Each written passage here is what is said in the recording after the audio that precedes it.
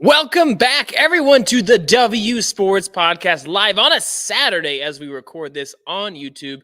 Special edition college football playoff preview. And we'll have some bonus episode information at the end of it. But hey, today's main focus is the college football playoff because we are ready to run. Bowl season is fully upon us. So, Tubby, welcome back to the show. What is up? I am ready to talk all things college football playoffs. Dude, me too. And here's the thing. We are going to talk about it, but we have to, at least there's one nugget we have to hit beforehand. And this would be FSU being a bunch of crybabies about the ACC. And now they're going to sue the ACC because they want to get out of the conference. I say crybabies. Maybe that tells you kind of how I feel about it. But Tubby, I'm curious, how are you feeling about this FSU trying to leave the ACC thing? Because the SEC doesn't want FSU, Miami, or Clemson. I don't know if you saw that, but yeah.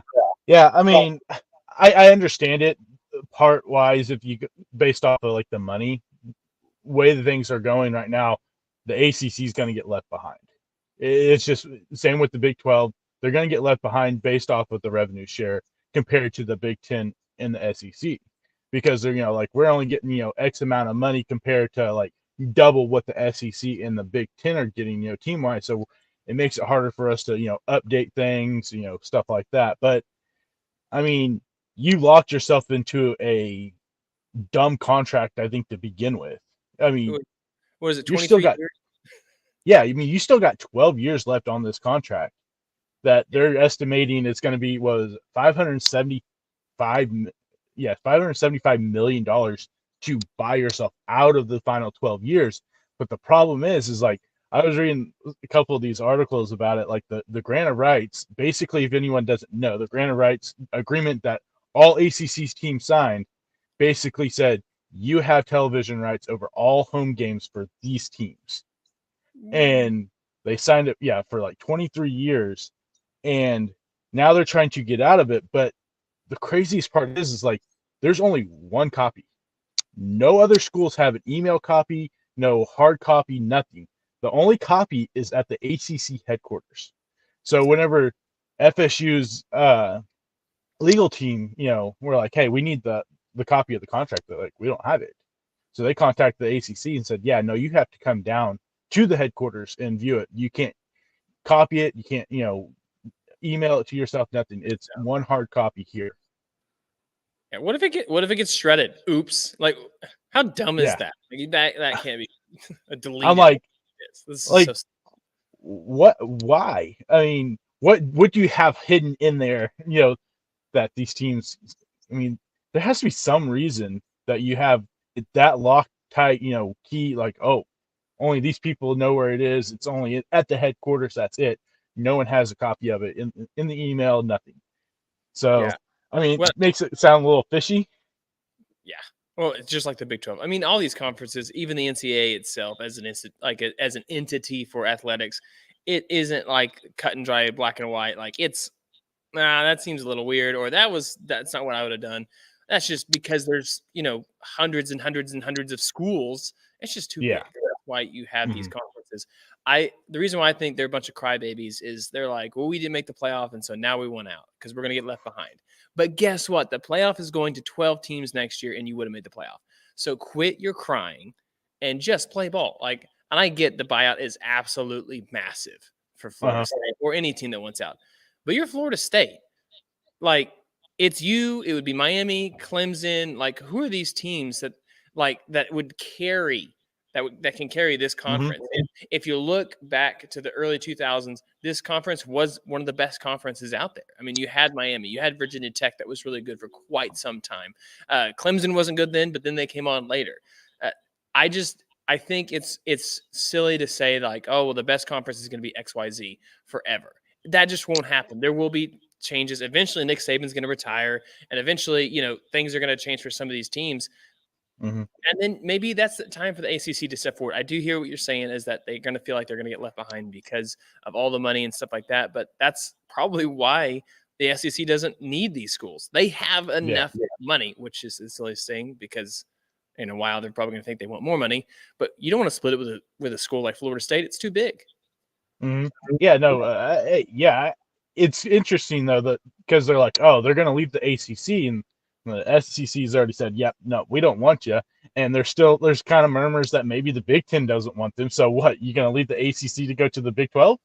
That's a step down. I mean, I don't know about money. I like revenue share based off of contracts, TV contracts and stuff. Maybe it's a little bit higher up than what the ACC is, because way it sounds like that's their big worry, is that it's all coming down to the revenue share for these schools based off of the TV contracts and stuff like that, that they're getting significantly less than pretty much every other conference. Dang. So maybe there is they go, oh, we can get more if we go to the Big 12. I don't know, but if you do that, then like you said, ACC is kind of who's going to carry that program. I mean, we've seen Miami; they haven't been really relevant for the last 20 years. Yeah, they've really struggled. Yeah, Virginia Tech haven't really been relevant for the last 10, 15 years. Yeah. Who's going to carry that? Clemson? I mean, we saw Clemson we're seeing Clemson kind of teeter right now. Yeah, are they like a perennial 8-4, 9-3? Yeah. And so are they going to be able to carry that? Then you just already brought in Stanford, and you brought in Cal, and you brought in SMU too. So it's like, what? Yeah, it's already weird. What's going to happen to that? Cal in this conference. It's just too bad. Yeah, and programs that aren't going to pull you up except academically. Yeah, that's about it. I mean, because both teams don't have good basketball programs. Yeah, they got Stanford has a good baseball program, but that's about it when you're talking about sports in a whole. So yeah, I don't know. It just, to me, it seems like the ACC is kind of in this weird position, because if they do lose FSU, I mean, I guess maybe Louisville. I mean, Louisville seems like they're kind of on the up and up right now with the way they played this year, and they're getting some bigger time recruits. It sounds like the NIL deals there for Louisville are pretty lucrative because of Papa John's, which is weird. But yeah, so I don't know. It's just kind of, what do you expect? I mean, if SEC doesn't want you, does it really behoove you to go play up in the Big Ten? I don't know. And does the Big Ten really want you? Because they've got 18, 20 teams already. So what, are you going to throw in another team in there and make the number uneven? You don't want to do that. You don't want to do that. Time will tell what happens. I think it will be a lot of time, though. I don't think that it's going to be anything that happens quickly. I'd be surprised if anything happens before next season. So yeah, there's one of these football or these college analysts, and they're like, from everything that I've talked to, with lawyer friends and stuff like that, they said it's going to be extremely, extremely hard for FSU to get out of, or any ACC team to get out of this contract. Yeah, unless they just pay the money. Yeah, just fork it up, just bring it all, and then you'll be fine. But here's the thing: like, people are going to be like, "Well, why in the world would you sign a contract that there's only one hard copy of at the headquarters that you guys don't have access to, and like, why was it so long?" There's a lot of security in that. At the same time, like, we don't have to worry about any TV rights or anything like that until then. Unfortunately, the funniest thing that I always think whenever it comes to free agency in any professional sport is the highest paid player ever, right? And we talked about that a little bit last week. It's so funny to me because that's relative to today, because it's going to get broken unless you're Shohei Ohtani. Then I don't know when it's going to get broken. But like, even these contracts, like, this is the biggest media deal for a conference ever until the next one. That's just how it goes. They just kind of step on each other a little bit. So yeah.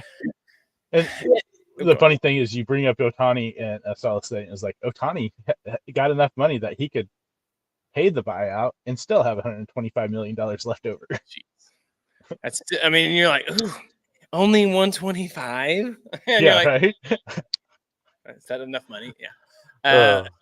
Again, none of this happens if they make the playoff, which to me is the dumbest reason to want out, right? I mean, if they're in the playoff, and we're talking about them today in and we still are talking about them, but if we were talking about them in the game breakdown preview, then to me, I'm like, we're not having this conversation. We're not having this conversation next year.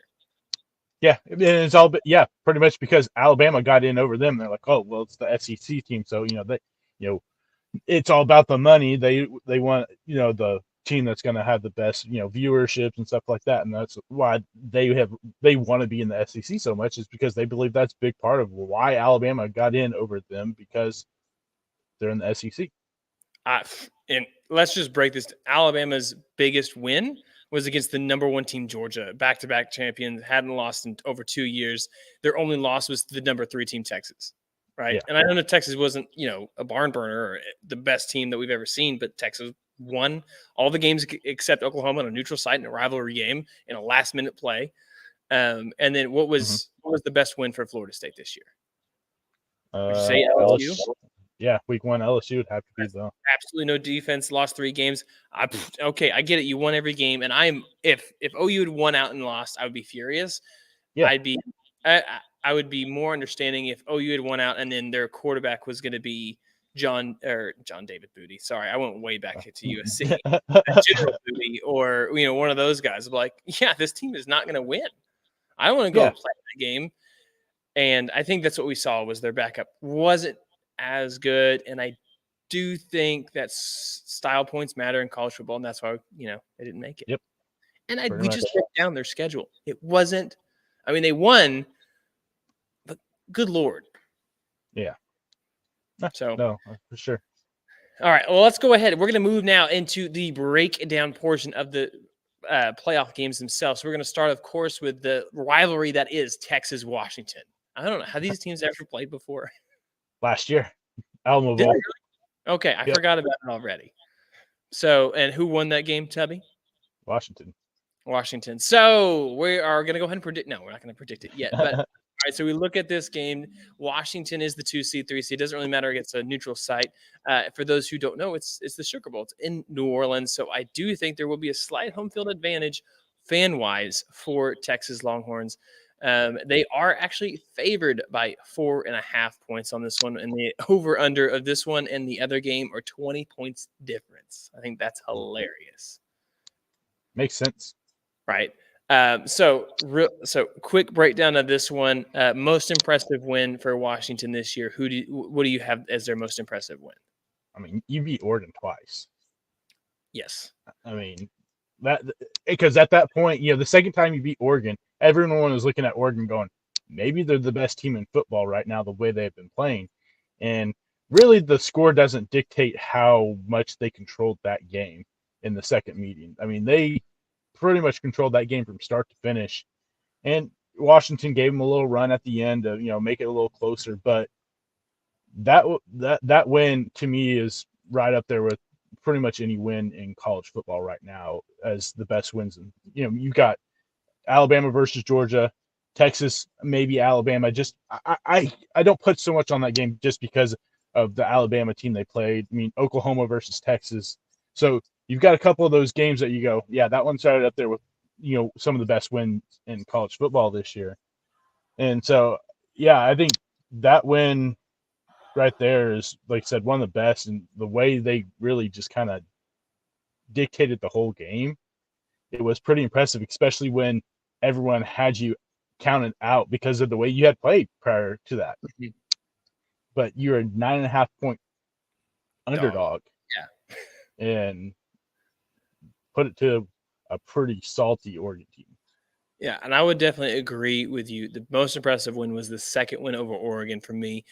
Dominant. They were the more physical team, and I think that's the thing that Oregon's gonna have to figure out. They're gonna have all the money for NIL, so they're gonna be great at recruiting, especially as you transition into a bigger playoff and more transfers, NIL, all that stuff. They're always gonna be at the top, and it's how can they make sure that they are physical when it matters the most.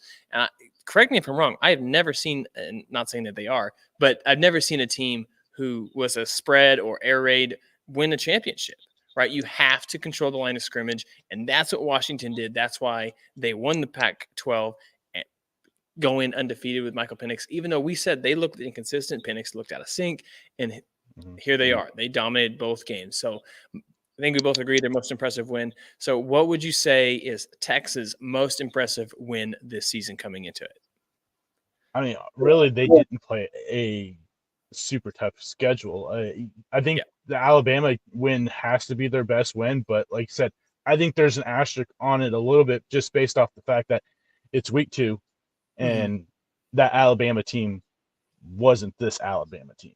And everyone wants to go, oh, well, they still beat them. They beat them by 10 in Tuscaloosa. They absolutely did. And I'm not taking anything away from them because they still had to go down there, beat Nick Saban in Tuscaloosa, and they beat them by 10. But it's not the same team that we're looking at right now. And so, it's a great win, and that's absolutely the best win. I think maybe the K-State game could be up there just because you won that game with the backup quarterback. You had to win in overtime after you kind of squandered a big lead, and you were able to pull yourself together enough to come out with that win. But I think the Alabama win probably has to rank right up there just because it's Alabama, Nick Saban, and you beat them in Tuscaloosa. Yeah, and I think that one has all like the markings of this has to be the most impressive win. Let's not forget going into the fourth quarter, they were driving, Texas was, but it was 16-13. Alabama was winning. Texas went on to outscore them 21-7 in the fourth quarter, or 21-8, excuse me, in the fourth quarter. And part of that was, the interception, and it was just, it snowballed. So I think comes down to it. This game was very impressive, but I'm going to pick a different game only for the fact that this team dominated all sides of the field with only one turnover. There was only one turnover in the whole game. Yeah, one turnover. It was that Big 12 championship against Oklahoma State. And that we both agree that Oklahoma State was not as good as enough to be in that game. Like, they weren't the second best team, but they had all the tiebreakers. But Quinn Ewers was, he was the best Quinn Ewers version I've seen this whole time. Outside of that one interception, they ran the ball extremely well. CJ Baxter didn't have any breakaway big plays, but I think he's going to be a big part of what this one will have to do. But Quinn Ewers, for sure, he made his stock so high that if he keeps it on the next couple of days, a couple of weeks, he will probably put his name in the draft. But stopped Ollie Gordon, one of the country's best running backs this season. I think he was a little tired and a little beat up, but 20 touchdowns, and they kept him out of the end zone. Yeah. Huge piece to it. So that's why I'm not going to disagree with the fact of how impressive it was, but I'm going to go with a little bit of recency bias here and just say that is the most impressive win for me. So let's talk about X factors. Who do you got as the X factor for each team in this game? So for the Alabama, I don't have a specific player. I have a Ooh, hold up. You said Alabama. I'm assuming you meant Texas. I meant Texas. Yeah. Okay, I just want to confirm. Texas. Texas. I'm not going to say a specific player. I'm going to go with the group, a position group, because we have seen throughout the year that Texas's secondary is probably their weakest point of their whole team. Mm-hmm. You're going up against Michael Penix, who is the runner-up to the Heisman, mm-hmm. Roman Dunze, who is a finalist for the Blitnikoff Award, mm-hmm.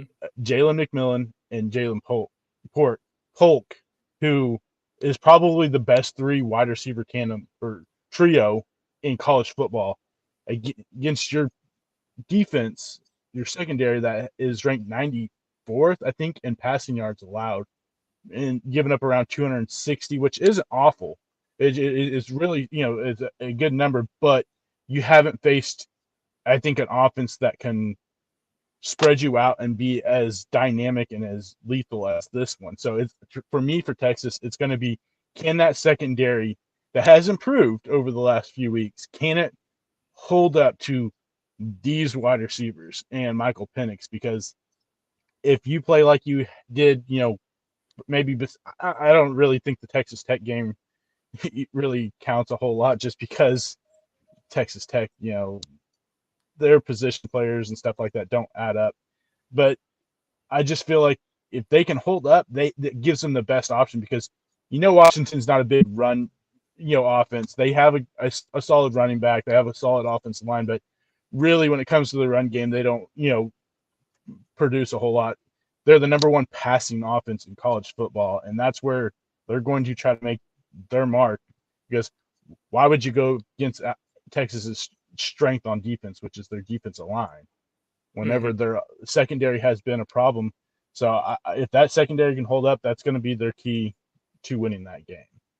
I like it. So I'm for Did you go with Texas? I went Texas first. Okay. Yeah. So I'm going to go with Washington's first, and then we'll go back and forth on the other one. So what I have for Washington, it's going to have to be the defensive line. Braylon Trice. I almost said Brian. Braylon Trice, kind of a down year compared to last year sack-wise, but he's still disrupting plays. And I think him and the rest of the unit, they're going to have to get pressure on Quinn Ewers, get him out of rhythm, because as much as I just said it was the best Quinn Ewers we saw in the Big 12 championship game, we've seen out of sync. And when he gets out of sync, it is ugly. It is hard for them to get the wheels turning. And as much as I'd like to put Baxter up here, I'm still going to put like he possibly could be the X factor for Texas. But when I look at this one, if they can get to Quinn Ewers, if they can shut down the run and make them one dimensional, this thing, it could be, it may not be as high scoring as what everyone's expecting. So I'm definitely going to be taking them to try and control that line of scrimmage. Just like you said, Texas on the other side has a great defensive front too. So they're going to have to hold their own. Yeah, no, I agree. I think Braylon Trice is one of the undersung heroes. Like you said, the numbers aren't what they were, but you watch those games and that kid is in the backfield most of the time. Mm-hmm. Yeah, even if they can get hurries, knockdowns, all that kind of stuff, just get pressure on Ewers. I think it can go a long way. And we've seen Washington's defense really step up and play in some of these big games when their offense was sputtering or struggling. The defense showed up. And so I think that they have the potential to do it. It's just a matter of, do they lock in? Can they get some pressure on them in the right spots? They have plenty of guys on their team that can pick the ball off. I don't know how many they had on the season. 16 interceptions on the season. So it's more than one a game. Quinn Ewers, good for one a game. So how you make it two? Yeah. Yeah. So for Washington, I was going to go defensive line also, but just to be different, I also had the offensive line there because that's going to be their biggest fight is going to be, can that veteran offensive line for Washington that has held up most of the year, can they keep Penix clean? In Texas, they don't hit the quarterback a whole lot, but they put a lot of pressure on him. So can they keep him upright enough and keep him clean, keep the pocket clean, allow him to stand there and throw the football with, Devondre Sweat and all those guys on the other side, Byron Murphy breathing down his neck. I mean, Texas' defensive line is one of the best defensive lines in college football. Devondre Sweat the dude is huge, but he's like a dancing teddy bear, as they would say. He is a big old boy, and he is so nimble, so athletic. So it's really going to come down to that offensive line, I think, for Washington to be able to slow down that defensive line for Texas to keep Penix clean, like you said, give him time to throw the football to those three amazing wide receivers that they have. So that's what I'll be looking for, to see if they can, hold up throughout the game. I think it's good. So for those who didn't know, Devondre Sweat, 6'4", 360 plus. Big old boy. But he's a dancing teddy. I love it. Did you make that up yourself? Or did you hear that somewhere? No. That's a common thing for like big defensive linemen. If they are nimble, but dancing teddy bears. Love it, dude. All right. So I'm going to go boring a little bit here, but I think if he's in rhythm, Quinn Ewers, then this team, they can light up the scoreboard. They can keep moving the ball. That's why, for me, he has to be the X factor for my version of Texas this week, because with him out of sync, this team it's going to be hard to keep up with Washington if they're in sync. So give me Quinn Ewers as the X factor for them. And I know it's kind of boring because it was a quarterback, but let's be honest, the other three things that we chose were not quarterbacks. So I feel good about this.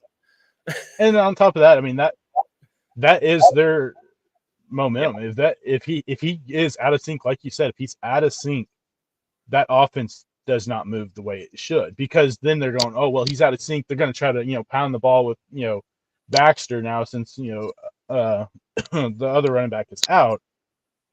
I agree. I think that he's going to be a big part of what they are able to do if they can win. Is if he plays like he has the last two games, where he is just in sync and he's firing all cylinders, that offense is going to be tough, because Washington's defense, numbers wise, isn't the best. They're one of they're not a great defense. So that if Quinn Ewers is on target like he has been the last couple of games, it could be an absolute just shootout. Yeah, and you look at the receiving group for both these teams; they're both pretty good, and so you definitely could see some separation there. So.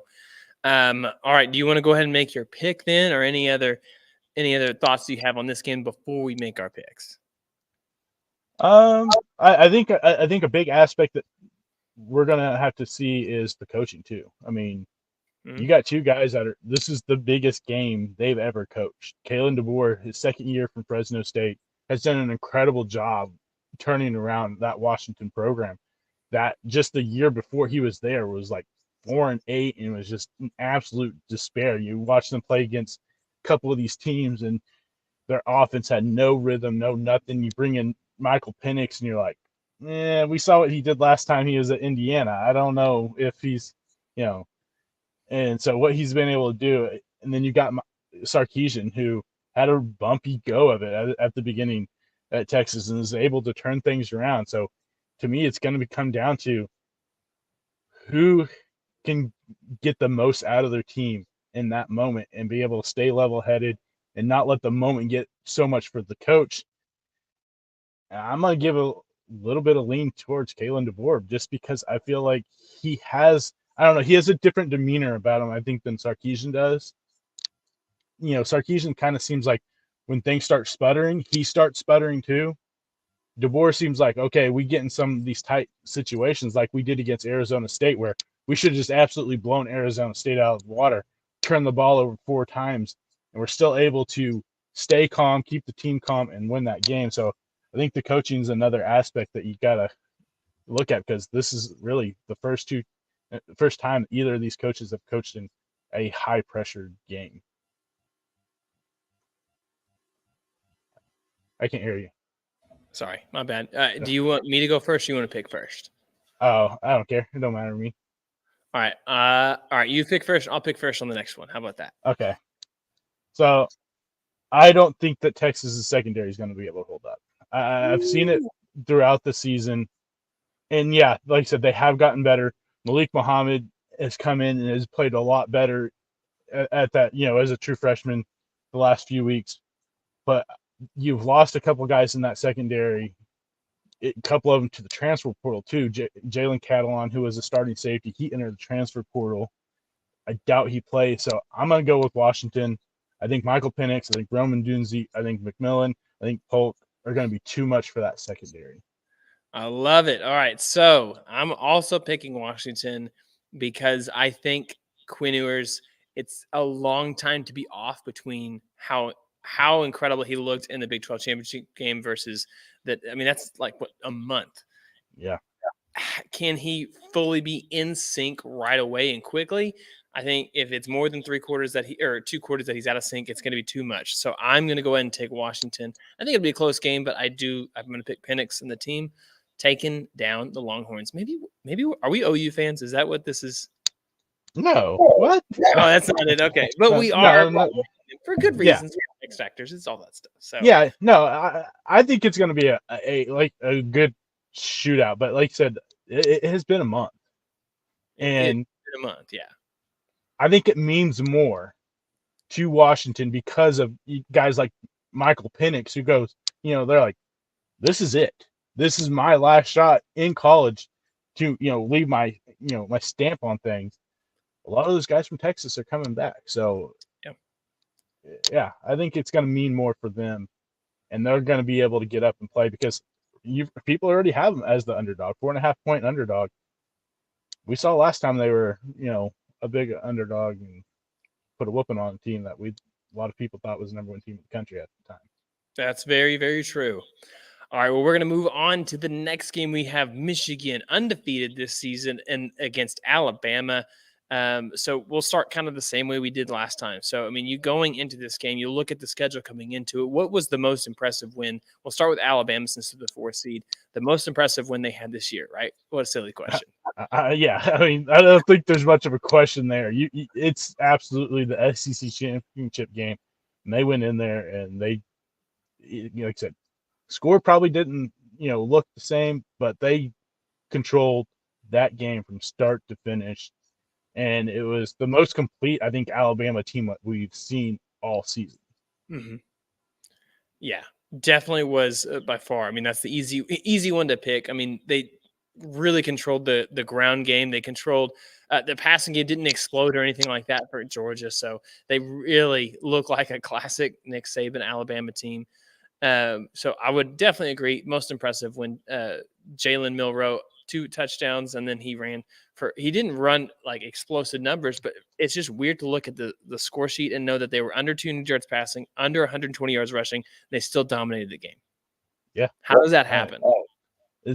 That defense has turned a huge page over the last, since early on. Early on, they looked like a defense, like in the Nick Saban defense we hadn't seen in a while, where you're like, man, this defense really can't put pressure on you. They really can't really stop the passing game, can't stop the run game a whole lot. And it's like they did a complete 360, and now we're seeing this team that we're used to seeing when it comes to Nick Saban defenses.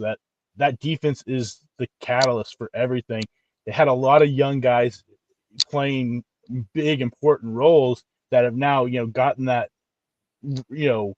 freshman jitters off of them, and now it's just a game. And they went out there and they have defenses put up the or shouldn't say put up, they have slowed down some really good offenses and gave that offense enough going, okay, well, even when we're not at our best, our defense is going to be able to slow them down enough that if we can just score enough, we can win. And that's been a big thing of early on in Nick Saban's career. I think it's just been like maybe the last 5 years where they've had a super explosive offense. Before it was grinded out run game, let the defense do the job. And that's what it kind of seems like right now.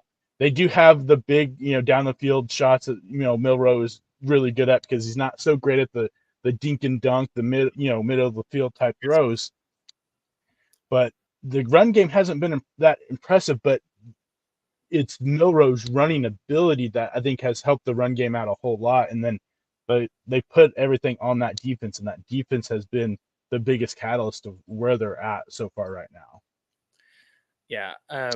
I think it's easy to say that the most impressive win for sure was that game. There's a lot of different pieces that went into it. So almost spent a whole lot of time on that one, but let's go ahead, because you said everything that I could have said. So let's go ahead and let's talk about Michigan. Honestly, there's really only one real impressive win on this resume. I mean, they shut out Iowa, which is pretty easy to do, but they did put a 26 on them, so that's pretty good. But we can all agree it was the game, Ohio State versus Michigan earlier this year. It was at home, but they still beat them. And at the time, Ohio State was ranked number 2. I think that's easily the most impressive win. You could argue the Penn State one where they only threw the ball 8 times and ran the ball like 45 straight times because they said, all right, Penn State, try to beat it. And they just had no shot, right? Like that's still impressive on its own. This team really has done a good job. McCarthy has been really good throughout the year. And in this game against Ohio State, it wasn't like he made that electrifying play. He just did the right thing at the right time. And the running game just absolutely dominated. So for me, it's the most impressive win for sure is Ohio State. I mean, when you look at these two schedules, you're like, wow. I mean, they did play ranked teams throughout this season, but I do think Michigan's schedule was a little bit easier. Oh, yeah. Michigan's schedule, well, it was basically until the last month of the season where they really played anyone that was even somewhat respectable, honestly, based on that schedule. I mean, you've got the final month of the season. You got Penn State, Maryland, who put up a good fight, in Ohio State, and that was pretty much it on that schedule. I mean, that non-conference schedule is nothing to talk about. I mean, honestly, I couldn't even tell you who's on that non-conference schedule. That's how little of that, recognizable teams that, I mean, I'm sure they're recognizable, but they're not big enough teams that you go, oh yeah, they did play them, the non-conference. I mean, the Pac-12, I mean, the Big Ten really isn't. It's a very, very, very top heavy conference this year, where you had one really good team, 2 decent teams, and then a bunch of in between. Yeah. East Carolina Pirates 2-10. Okay. Bowling Green 7-5. So there you go. And of course the 9-win UNLV Rebels. Okay. I mean, not super impressive or anything, but they still did it. Yeah. Not a great non-conference schedule for sure. All right, well, let's go ahead. Let's move to the X factors. You can pick the team that you want to go with first. All right, we'll go with Michigan. This one is kind of I think there's a lot of ways you can go here, because you can go, oh, McCarthy has to be able to throw the football, because are they going to be able to run football as well with Quorum and all that? I'm going to go with the offensive line. I think the offensive line is going to have to be the biggest X factor for them, because Michigan's offense is so predicated on running the football with Blake Corum and Donovan Edwards. They average, 106, or they average 380 yards a game offense. 160 of them are on the ground. So for them to be able to score and be able to compete with Alabama, they're going to have to be able to run the football. And we've seen the Iowa game; they struggled to run the football. You have a big hole in the left guard. He breaks his ankle against Maryland. Hurts it was against Ohio State. He breaks his ankle. You have a big hole there, and the offensive line is still a really good offensive line. Not quite as good as it was last year. The Joe Moore award-winning offensive line last year. You lost a few guys off that offensive line. For me, they're going to have to be able to open up enough holes to allow that run game, because you can't put all that on McCarthy, because I just don't know if McCarthy is that type of quarterback that can go, okay, well, if we can't run the ball, McCarthy has to be the one that, generates the offense. Just don't know if we've seen that from him throughout the 2 years that he's started, that he's able to be that type of guy. I just don't think that that's who he is. And so if they can't get that run game going and that offense line isn't able to open up those holes, may be a long night for Michigan, and something we've seen the last couple of years where they play one game in the playoffs and that's it. Yeah, and to JJ McCarthy's credit, last year he did everything he could in that game against TCU. They just had a little bit more magic. I think that's just apparent for what they had done this year. So this year they've run the table. They've done a really good job. If I'm going to pick the biggest change, it's going to have to be the secondary taking away the big play. They got to take away the big play against Alabama. If they can truly do that, I think that they're going to have a really good opportunity. Mike, I can't even say his last name. How do you say his last name? Sanerstill from Michigan. I'm not sure how to pronounce his last name, but this year he's been a ball hawk defensive back out there. He's got 5 picks, a ton of yards. He's got 2 pick sixes of the 4 that they have this team. I think they have to at least create 1 or 2 turnovers in this game, because I think if you look at the overall makeup of these two teams, what they both do best is not necessarily the same thing, but their strengths against each other are pretty similar, right? Control the offensive line, control the defensive line, force 1 or 2 turnovers, and score off of those. Neither of these teams are big play team. Michigan is not a big play team. Alabama is a big play team. Like, they need the big shot every now and then, to whether it's a touchdown or a big, 28, 40-yard play. And I think that's why Michigan's going to have to do that, because I do think they have the defense and the scheme to slow down the run game. Well, then the only counter to that Alabama's going to have to figure out is those deep shots. And they've shown that Milrose, that's his strength. So they have to stop those, break the play up or whatever. And I think that can give them the best chance to win. That's going to be the X factor for me. Yeah, I agree. I mean, Will Johnson is another corner back for them that he is, looked at as one of the top corners in the next couple of years when it comes to draft wise. So yeah, that's a very good point. Yeah. For Alabama, it's going to have to be that entire offensive line for me. They have to be able to run the ball, because, like I just said, if Michigan can take away the deep ball, if they can't run the ball, and they have struggled to run the ball, and some of the biggest games we've seen Jalen Milroe really go off and do some of that extra scrambling or read options, all those kind of things. I think that's going to have to be a big factor in this game. But the offensive line is going to have to stay out of penalties, which they've struggled with this year. And they're going to have to make sure that they are winning their assignment. They don't have to worry about everybody else's, just win their assignment. I think that'll put them in a better position, because if Milroe's under duress or if he's throwing picks, I think it's just a recipe to be one-dimensional, and this Alabama backfield is not good enough for that. Yeah, no, for sure.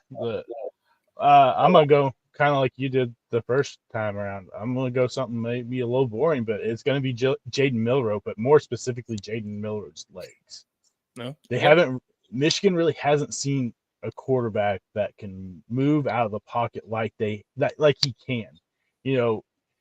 I feel like you'll have to have a spy on him for you to be able to succeed, because like you said, the running backs, McClellan, those guys, they're not as good as what they've had in the past, with the Brian Robinson, the Najee Harris, Damian Harris. It's just they don't have that running back like they had the last how many years where you go, man, they can just hand it to that kid and he's going to be able to pop off 5, 6, 7, 8 yards carry. And then the offensive line has been the biggest problem for them all season, not being able to keep him clean. So I think him being able to get out of the pocket and move the ball with his legs compared to the running back, when it comes to the run offense, I think is going to be the biggest X factor for them. Yeah, he's going to be, more than likely they will make some big downfield throws and they'll hit on a couple of them like they do. But I think him getting out of the pocket and using his legs more will be something that Michigan hasn't seen. I feel like that they may try to scheme in some more quarterback runs, design runs, not just, I've got to scramble and get out of the pocket and take off, because so there's really not anyone on that schedule that they face where they're like, we gotta scheme for him to run the football. So I think that's going to be their biggest thing, is him taking care of the football and him using his legs the way he can, because he is a dynamic runner as it comes, pretty much any quarterback in college football right now. Yeah, strong. All right, so anything left out there? I mean, we could talk about the coaching a little bit if you want to before we do our picks. So when I think about this, I'll go second because that's going to lead into my pick. But what are you feeling about the coaching? This is two great college coaches right now. Yeah, I mean, you got two coaches that at least they've been here. I mean, it's completely different from what we're seeing from Texas and Washington. You got two coaches that have been in the playoffs, and one's won, the other's lost. Both times he's been in the playoffs, and one's arguably the greatest coach ever.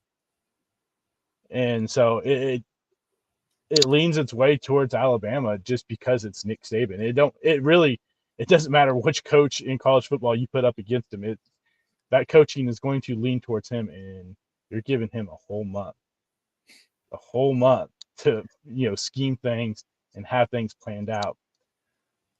Probably reason why the Michigan fans or the Michigan players, when they saw that they were playing Alabama, were not super excited about it. We thought we were getting Florida State and no quarterback again. Yeah.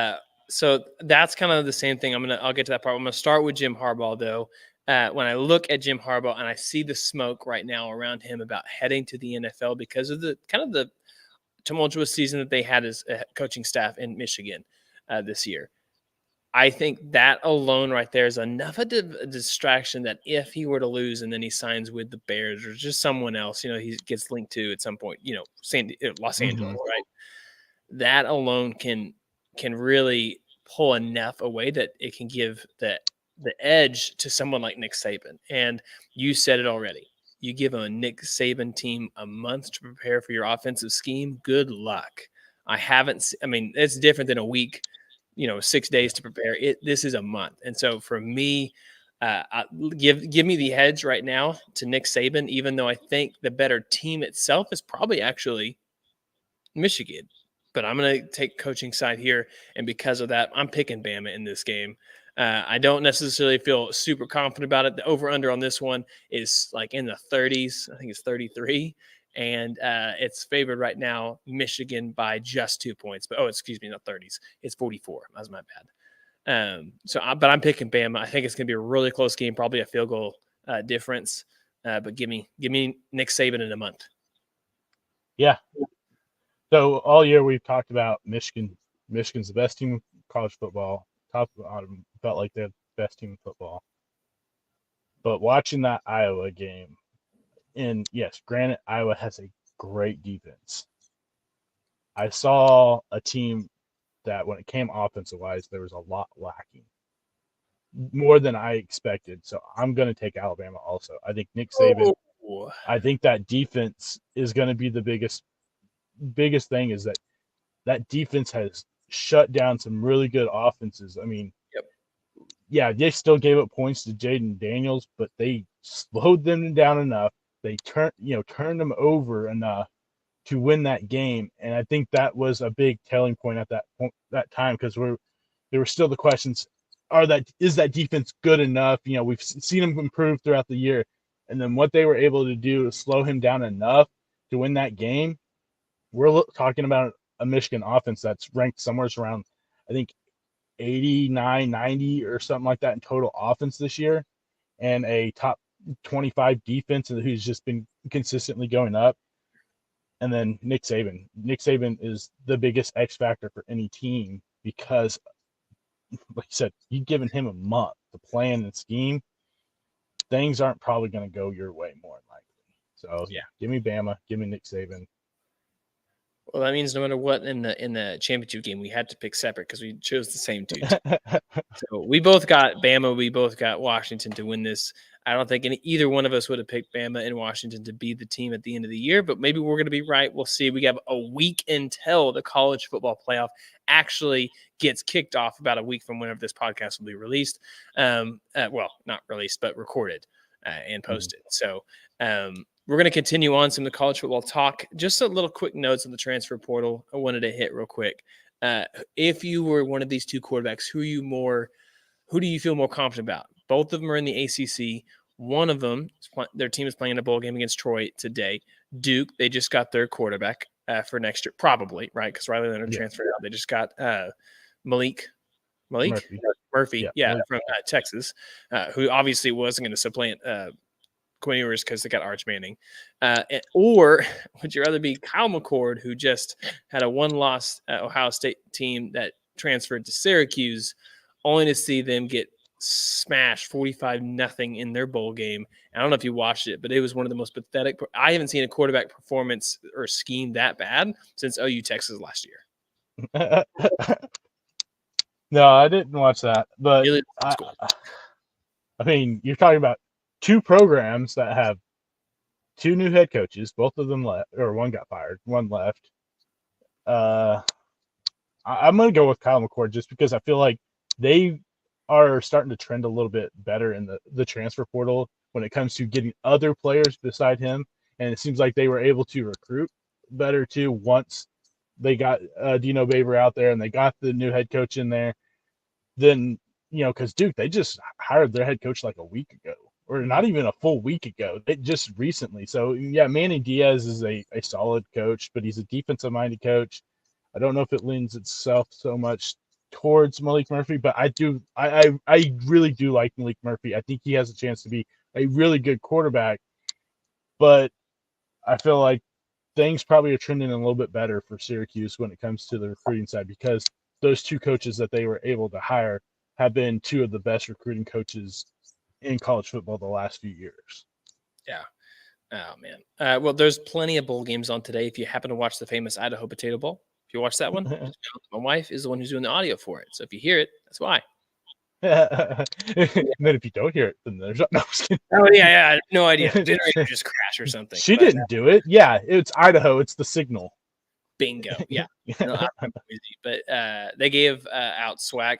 So she sent me a picture of like a beanie that they sent, and it's a cool beanie. It's Idaho Potato Bowl is branded on it and stuff like that. But it was cool.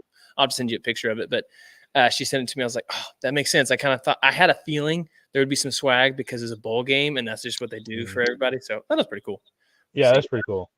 All right. Any major one or two notes that you saw from the signing day that you really were passionate about, you wanted to talk about? Well, I mean, I'd go on for days with Oklahoma just because, I mean, it's kind of part of one of those things, the recruiting and stuff like that. But I think there's a couple that things are kind of looking a little worse for wear for a couple teams that were formerly part of the Pac-12. And one of them is Lincoln Riley. And I know people are going to be tired of hearing about us talk about Lincoln Riley, but I think the things, and it's not just me, there's a lot of these recruiting analysts, college football guys that are like, we don't think they're ready, because the fact is that out of the 20 guys that you've signed, only 4 of them were out of the state of California. A place where he was like, basically, oh, I can go there, I can recruit better because I've got Modern Day, who's one of the best high school football programs right in my backyard, literally like 10 minutes from my office. I can get in a car and go to a game. St. John Bosco, another incredible high school football program right there around the Los Angeles area. And you don't get a single player from any of those teams.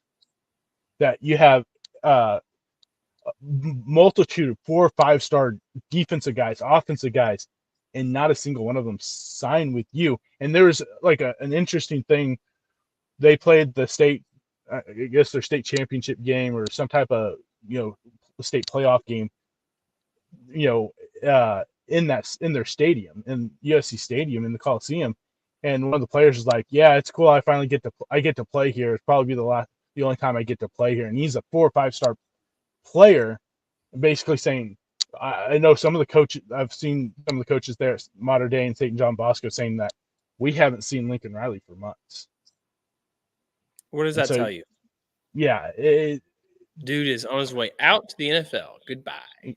Yeah, and then and it's gonna sound like I'm beating a drum, a dead horse, because this is something to bring up a lot, is that Coach Prime only signed 5 guys in this recruiting class out of high school. I think he's hitting the transfer portal. He's doing some good things in the transfer portal, but it seems like it's just the same thing that he did last year, where he'd be able to sneak one big name guy, and then it's a bunch of okay. Actually, I think they got 6 because I think the big offensive lineman, they got a 5-star offensive lineman that committed to him. I think he just signed today, so it was official. But he was wavering between Colorado and Maryland. It took Colorado to throw a big bag at him at the end, another big bag to get him to come. But out of all that, you signed 6 guys, and 4 of them were on offensive side.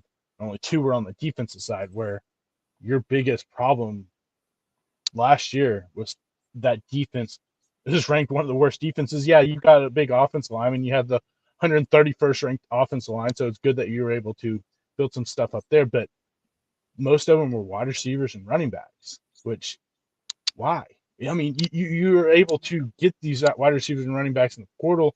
You already have a bunch of wide receivers, running backs on that team. You haven't recruited the one, really the big side of the football, where if you had a decent defense, we're probably talking about a 7-win team, but you had a absolutely terrible defense, and you're not recruiting the defensive side, especially out of high school, very well. So does that tell me that you're not comfortable with developing players, and you're going after guys that, oh, well, they've had some development, and I'll just bring them in and try to, remold them a little bit? I don't know. I just feel like those two things, both these teams going to different conferences, and you got the high expectations for Colorado going into the Big 12 with Shedeur Sanders coming back, more than likely Travis Hunter coming back. But you're not recruiting, certain things the way that you should, because, like I said, the offensive line was abysmal. The defense was abysmal. You're able to get some of these guys in the transfer portal and hoping that that works out. But we saw the same recipe last year, where you recruited 60 guys out of the transfer portal, and yeah, it got you 3 more wins than you had the year before, but will it be enough again this year to take another step forward? I don't know. I think there's a couple of those teams out there, former Pac-12 teams, that haven't recruited as well as, I think, especially Dion. We expected Dion to be able to go. He's in a Power 5 school now, showed some semblance of life. He should be able to recruit better. And the fact that before the offensive Seton signed, they were ranked 99th in high school recruiting. So yeah, something that we weren't expecting. I do think that a big part of his game, not to defend him like I typically do, is part of his thing is going to be always the transfer portal. The fickleness of the high school football player these days is insane. Like I'm committed. You're interested, and he is not one for the faint heart. I think it's going to take a specific personality to want to go there. But just like we saw at Jackson State, what he saw at different levels, it takes some time to turn around a program. This program was abysmal, and to get 4 wins and to have a lot of attention early on, and then to fall down at the end, even though they could have won, this team could have been 6-6, and they obviously, like you said, didn't have the defense for it. So I think you're spot on. Some of the teams that were trending the wrong direction, some of the teams that you saw trend in the right direction. Oregon, good Lord, continuing to swoop things up. They're going to have NIL money as much as you can ask and thank for because of Nike, right? Like they're just going to continue to push and do it. next year's schedule for Colorado, just to throw this out there, North Dakota State. So that is a FCS team, but that's not a bad one. They just lost their head coach. I didn't see that. Who do you go to? He is now some type of assistant with Lincoln Riley at USC. He left the job to go be an assistant with. He wants Riley. A bigger job. Yeah, he wants to try to build himself up. Yeah. Yeah. Then they play at Nebraska. That is going to be a tough one. At Colorado State, of course. And then they get Arizona, Utah, Baylor, OK State, K-State, Cincinnati, Kansas, Texas Tech, and UCF is their schedule. So if you look at that, who has the best quarterback of all those teams? Maybe Cam Rising, right? Maybe if he's healthy. And then obviously you said Kansas, Jalen Daniels, stud. If he's healthy, what are we talking about, man? Come on. He's got to be healthy first. Then we'll talk about it. I think the reason why he didn't play the rest of the year is to try to get himself healthy. But, yeah, no, I mean, for sure. But how many of those games this year was he the best quarterback in some of those games against, Stanford where he lost? And so that's what quarterbacks really do make or break you, but you also have to have the other things too. And it's going to be interesting to see if a team, because this is a whole new thing with the transfer portal.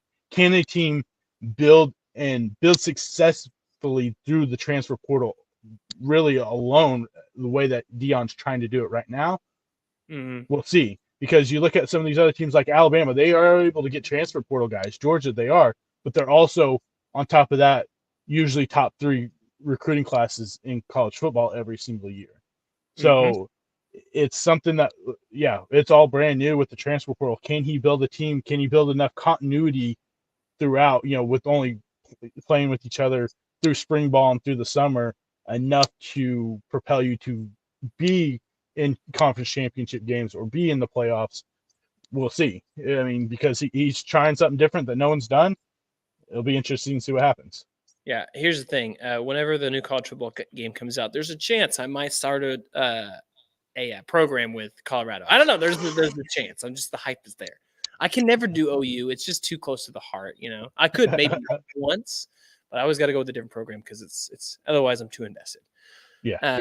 All right. So we're going to transition a little bit here to some baseball news, because the team to beat apparently last year at this time was, you guessed it, the New York Mets, but the Mets did what the Mets always do.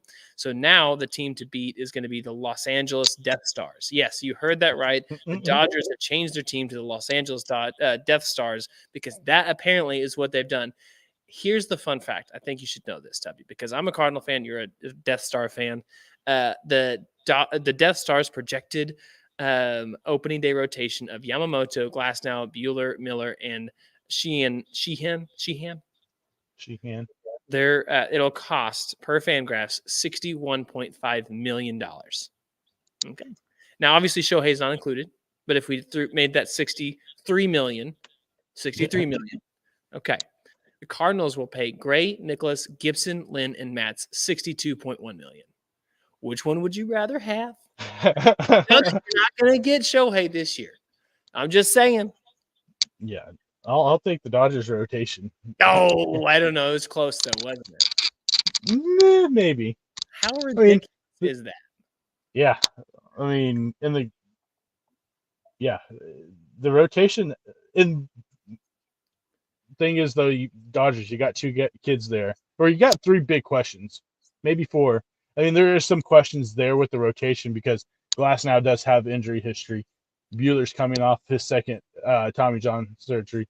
Can Miller take another step forward, and can Sheehan take a step forward? As of right now, that's, with the guys that are on the team, there's still some questions. And then on top of that, every single one of them are right-handed pitchers. You have no lefty in that rotation as of right now. If Kershaw comes back, and if Kershaw comes back to the Dodgers. And there's still a lot of smoke with him going to the Rangers. That, I mean, it'd be like going to the Astros or something. It'd just be stupid. Don't do that.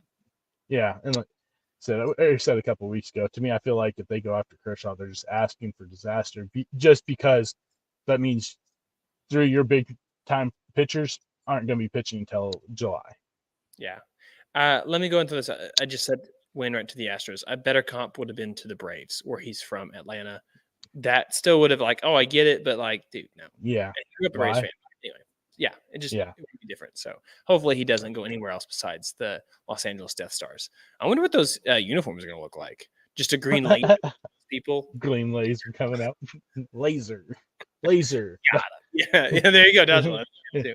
But I mean, the thing is though, it's going to make a lot of baseball fans mad because Dodgers don't sound like they're done spending money and trading and stuff because it sounds like they're going to try to sign another back end pitcher, someone like a Lucas Giolito that maybe they can reclamation project type guy, and then it sounds like they're either trying to sign Josh Hader or trade for Emmanuel Clase, two of the better closers in baseball. So yeah, it's not going to make baseball fans happy if any of those things happen, just because they're going to be like, oh, they're ruining the game of baseball. That's so accurate. Last year we were talking about the Mets and all the money they were spending, and we knew that the Mets were going to Mets. We know that the Death Stars are going to Death Star, and that is losing the NLCS in Game 6. So all that to be said.